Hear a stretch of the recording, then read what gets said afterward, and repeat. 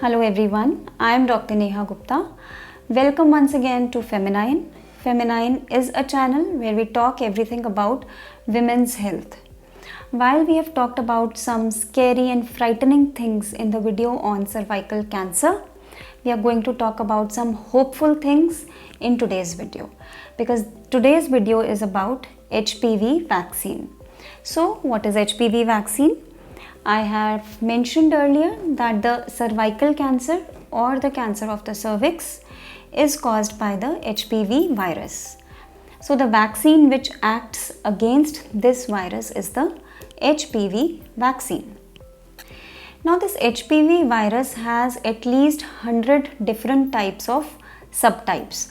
So HPV type 1, type 2, type 3. Likewise, there are more than 100 subtypes of the HPV virus.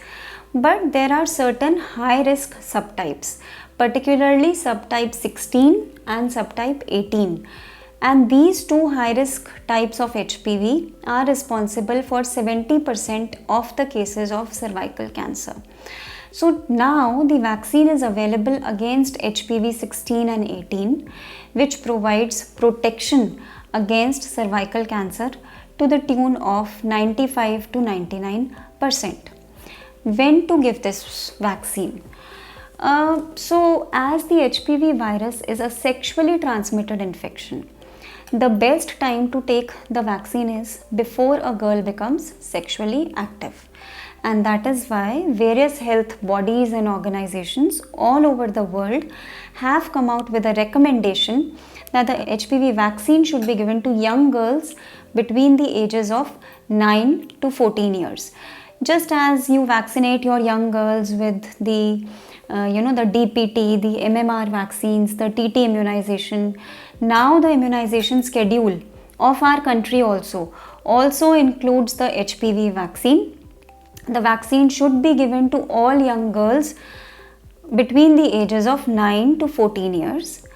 But yes, because so many girls and women miss this opportunity, and because the cervical cancer is so hugely prevalent in our country, our OBS and Gynae Society, the OBS organization of our country, has come out with the recommendation that even women up to the age of 45 years can take the HPV vaccination.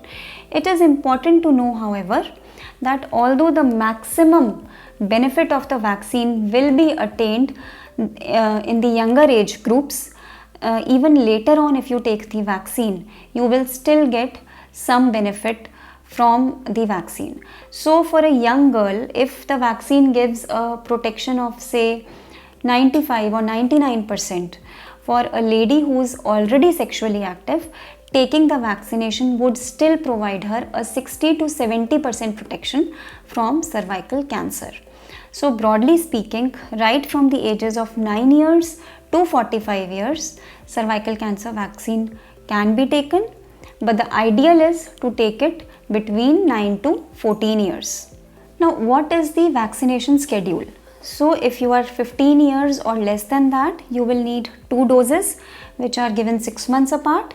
And if you are more than 15 years of age, you will be given 3 doses, again over a time interval of 6 months. The second dose is usually given 2 months after the first dose, and the third dose is given 4 months after taking the second dose. Are there any side effects of the HPV vaccine? It is a very safe vaccine and it has been in the market for nearly 20 years now, so we have sufficient data with us.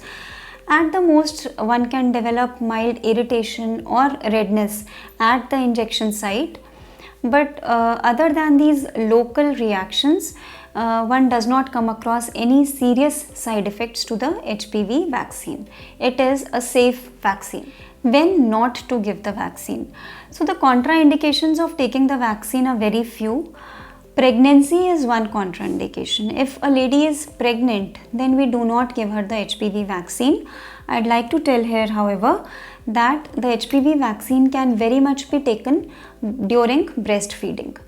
Not to give during pregnancy, but can be taken during breastfeeding. The only other contraindication to HPV vaccine would be if somebody is allergic to the vaccine. So if a lady is already sexually active, is she eligible to take the vaccine? I think I've already answered that question, that yes, even if you are sexually active, if you're already active, there is still benefit in taking the vaccine. The benefit may not be 99%, but you will still get a benefit of at least 60 to 70%. Also, HPV, I told you, has many subtypes. So because of your previous sexual activity, you may be infected with a different subtype of the HPV virus, and now taking this vaccination may provide you protection against HPV 16, 18, 6 and 11. It may also provide some cross protection against the HPV subtypes to which you may already be infected with. So yes, even if you are sexually active, you can still take the HPV vaccine. One very commonly asked question is that if I have taken the vaccine, is there any need to do the PAP test? Yes, you must continue to screen yourself with the PAP test every 3 years, even if you have taken the HPV vaccine. Again, the reason being that HPV virus has so many different subtypes.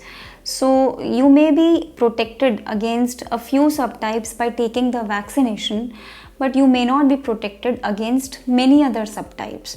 By doing regular screening for the cancer of the cervix every 3 years, we may be able to pick up abnormalities or changes or infection which may be there due to some other HPV subtypes.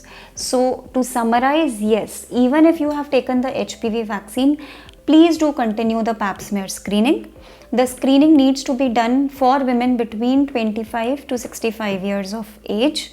The screening interval is normally every 3 years, and if we combine doing the PAP test with a testing for the HPV virus, which we can do in females who are more than 30 years of age, then the screening interval can be increased to every 5 years instead of every 3 years.